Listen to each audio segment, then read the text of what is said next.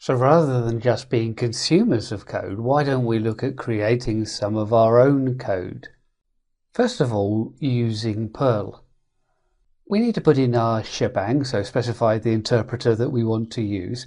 Remember, these are just scripts, so we don't have compiled codes, so they still execute them with the interpreter. We can specify things like strict and warning. Strict is just ensuring that we declare our variables, and warnings will tell us if we're only using those variables once, among other things. We can then import a module that's been pre-written for us. This is what I'm saying when the tools that we use from the command line are just using APIs, and why don't we go out to similar APIs?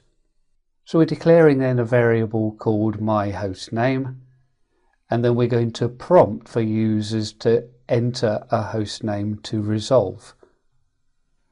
We then need to read that into the variable and remove the carriage return at the end of the enter command where we enter the data. So this is pretty standard for a Perl script, but when we move through and start looking at the part2 script, we can see now we start using the object that we imported. We're creating an instance of a DNS resolver, and we're creating a new object, and we're specifying the name server. We then use our resolver object to create a query. Within that query, it's going to be the result of searching for our hostname. And then in the final part of this script, we iterate through each record within the query. So we first of all, just to make sure that we have something within the query variable, and then we go through looking at that query object and pulling out each answer.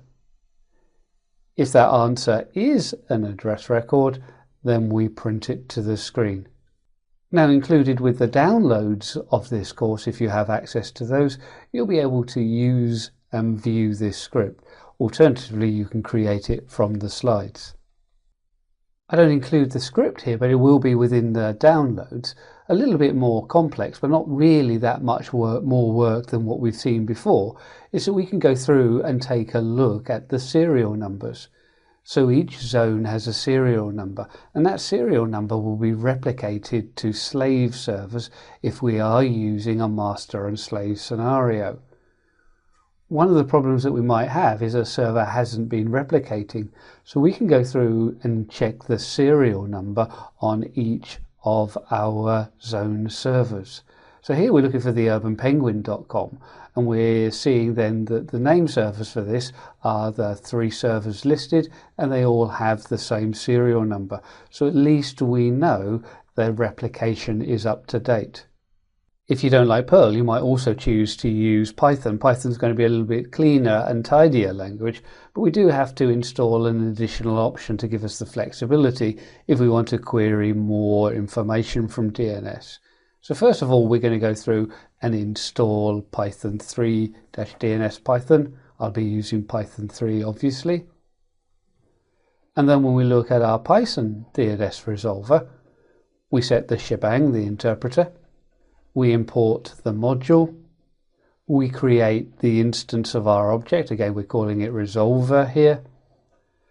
And then we create a variable called answers, which is a result of our query. Here we're not prompting for the information, but I've just hard-coded it into the script.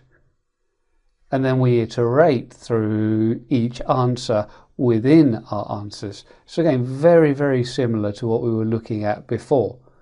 And then we print out the answer. Don't forget, when you're using Python, the white space is significant, so we have to be tabbing in for the for block. So let's take a look at this and working on our Ubuntu host.